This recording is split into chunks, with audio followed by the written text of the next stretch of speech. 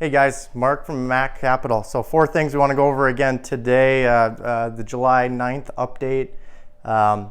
More or less, we're just hard working through all these developments, bringing you up to date again. We're going to start with the angle.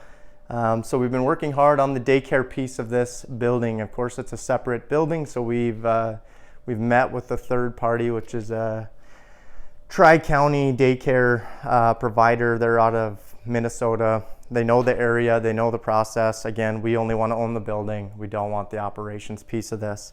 So with that being said, they have contacted their architect, ARI, and we've been trying to get drawings as fast as possible. Of course, we need drawings, get it into how much it's going to cost to build, get the lease negotiated, and then get an appraisal done on this thing as fast as possible, because we are still shooting for August being our timeline. And that would lead into next week. We have the first committee meeting with them for reducing the abatements on the property as a tax as a whole. We're trying to make this look like a different type of project, not just an apartment building, because there's lots of apartments getting built there, but we have the daycare piece that makes us look different, and why we think we're bringing more than just apartment building to Thief River. So that's kind of the update on the angle. Pray for us next week. I'll update you Friday. I think we got, they're excited about the project, but we do need some abatement help because the taxes are so freaking high.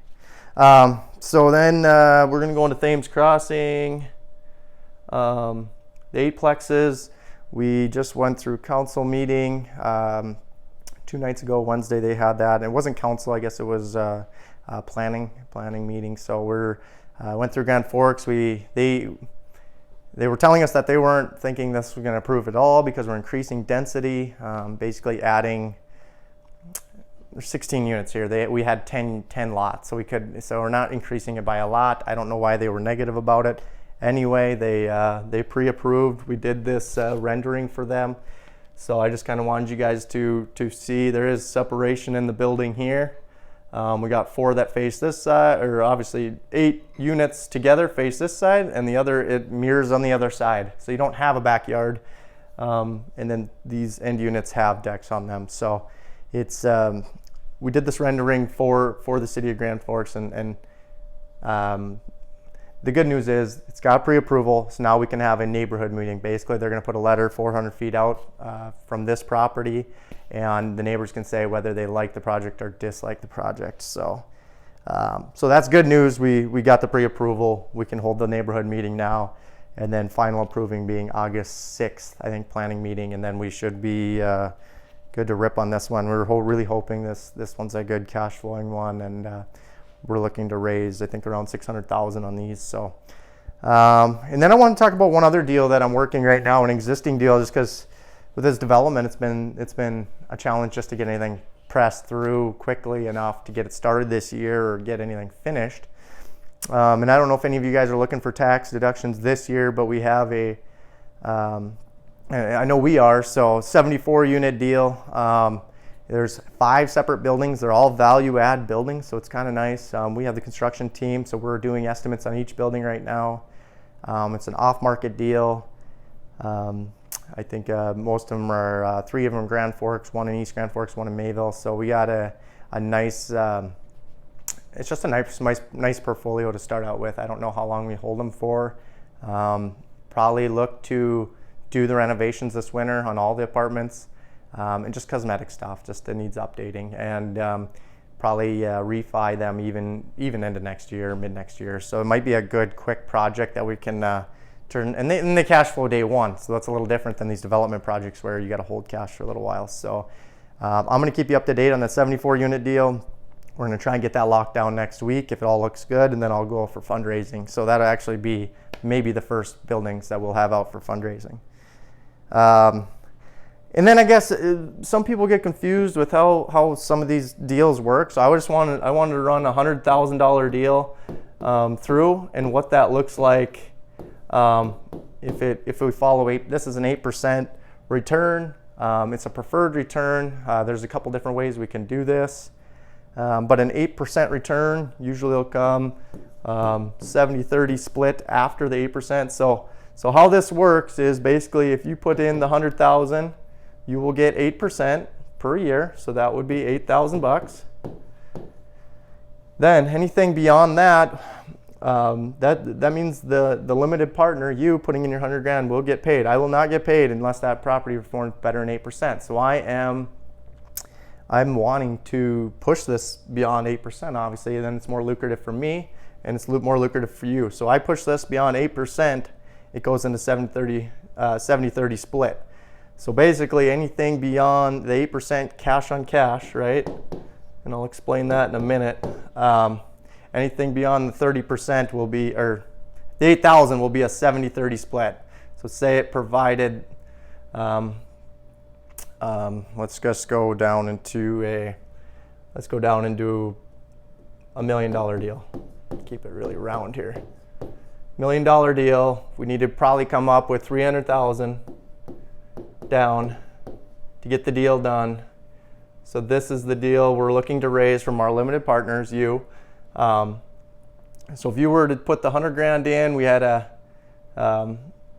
cash on cash return on this building of, I don't know, let's say 100,000 a year.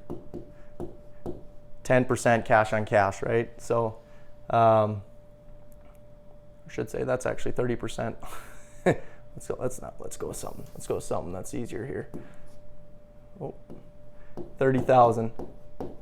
So if that's a 10% cash return, this is the cash in, this is your return. So if it's producing that type of cash on cash year over year, you, the investor, having $100,000 in this deal is taking 8% of 30 grand. The math is,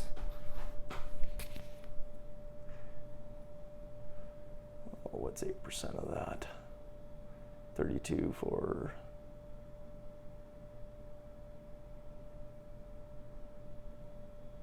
I'm gonna just call it 10 grand. We're gonna keep math simple here. Let's just say this is a 10%. Simple math. I can't do math in my head today. So let's just do a 10,000. I should have a calculator out here and I'll learn that next time.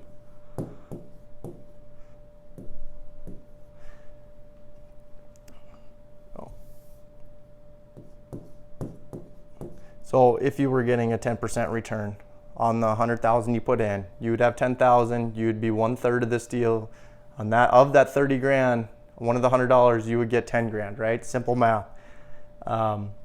So then of that 10 grand, anything beyond that, anything beyond the 10%, which obviously now we wouldn't be, we would split 70-30. So said this property actually produced $350,000 in cash, that 50,000 divided by 3, it's almost 17,000, little less.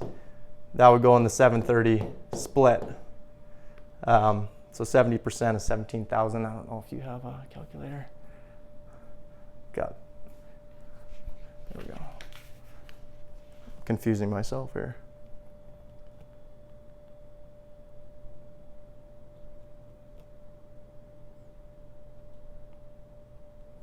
$10,000.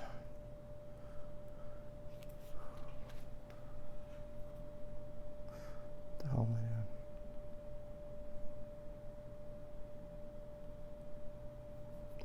So 11,900. You divide that by 3 because you're only in 100 grand, 1/3 of the deal. You get a check additional for 4 grand. So you would have the 4,000 plus the 10,000.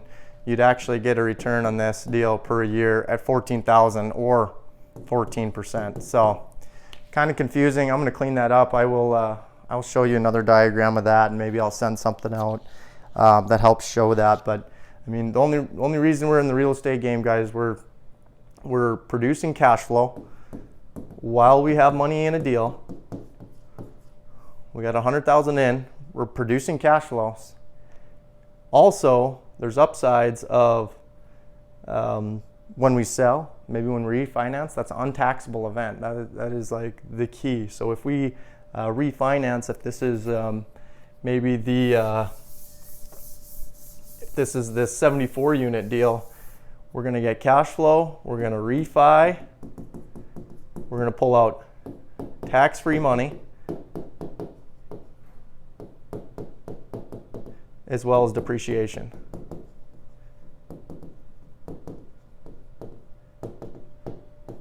So depreciation and tax-free kind of come hand in hand, and that's really what we're doing. So once we refi that property, we're going to be pulling all that tax-free money out, keeping that cash flow coming in, while also depreciating the asset in your income. So that's you know, that's the beauty of real estate. When you do stocks, you're putting in your $10,000, gaining 10%, you're getting your $1,000.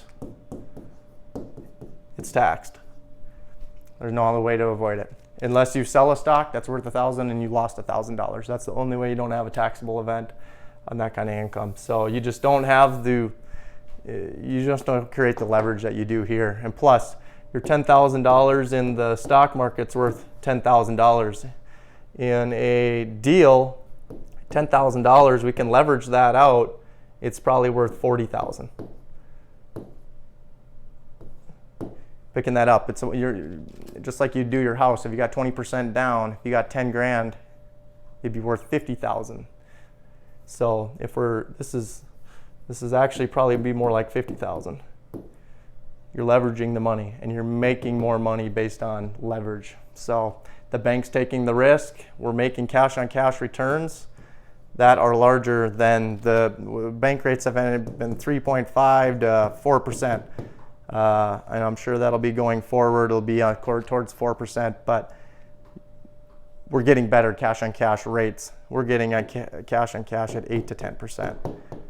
So you might as well leverage your money, make the difference, and then when we go to refi out, pull tax-free income out of that. So anyway, quick breakdown, a little confusing. I'm going to try and clean that up and run you through another diagram. But anyway, Friday update. Thank you. See you guys.